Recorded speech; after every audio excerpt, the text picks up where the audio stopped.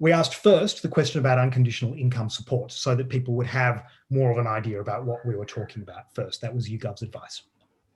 So we asked these 1,026 people. Currently, for every job advertised, there are at least 15 job seekers.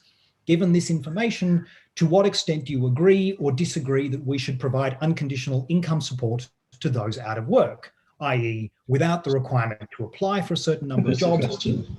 Yeah, 50% agreement to that question. Do you support unconditional income support? 50% agreement, with 23% of them strongly agreed.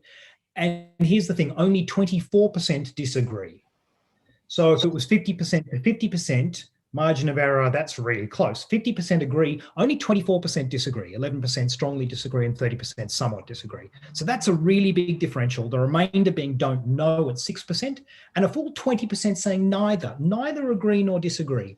So you've got very clear preferences being indicated there. Almost as many said neither as disagree. So there's a strong, solid half saying they agree.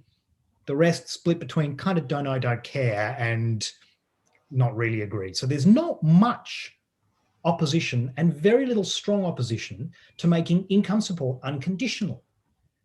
And that shouldn't really be surprising because, as I've kind of discussed at the beginning, conditional welfare is the weapon that forces us into intolerable labour and conditions. So we shouldn't be surprised that it's not popular.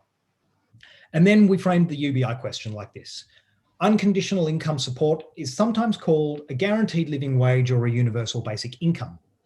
This means that just as we can rely on basic healthcare and education, everyone in the society has a guaranteed minimum amount of money that they can rely on. Would you support or oppose a guaranteed living wage being introduced in Australia? And here the results were actually even starker. We recorded 58% support, 29% strong support and 29% somewhat support, and only 18% oppose at all, 10% somewhat oppose and 8% strongly oppose. Remarkably, 19%, more than the total opposed, said neither support nor oppose. So there's a chunk in the middle, well, kind of not even in the middle, 20% saying don't know, don't care, less than 20% saying don't like the idea, 58%, almost 2/3 really, saying they support the idea. Margin of error out the window, left in the dust, 2, 3, 5% margin of error, doesn't matter in this circumstance. We know we've got very few people in the community opposing UBI and a solid, substantial majority supporting the UBI. And I think it's worth noting that there's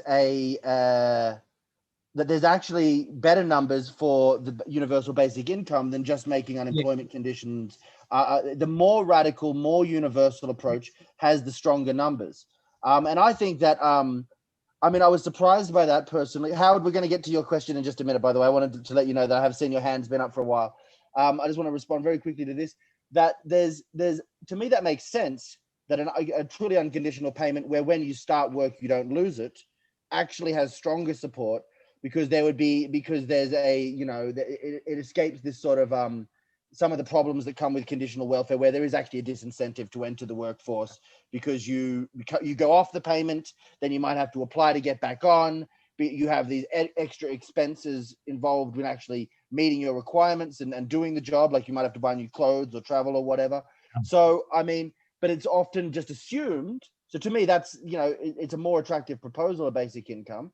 But it's often just assumed that the smaller change is going to be more sellable and more popular.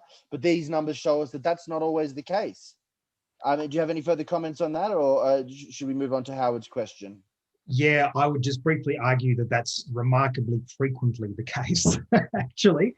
And it's one of those bizarre mythologies of politics that's kind of developed, I think, from the centre, from this idea of kind of compromise and balance and centre left and centre right, that you've got to kind of not scare the horses and big proposals are scary. I think we've seen so much evidence in recent years that big proposals are actually much more popular.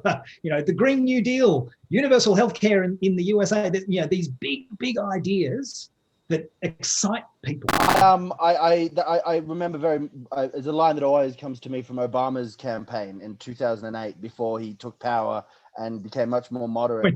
He said at one stage, it's not the bigness of our problems that scares me, it's the smallness of our politics.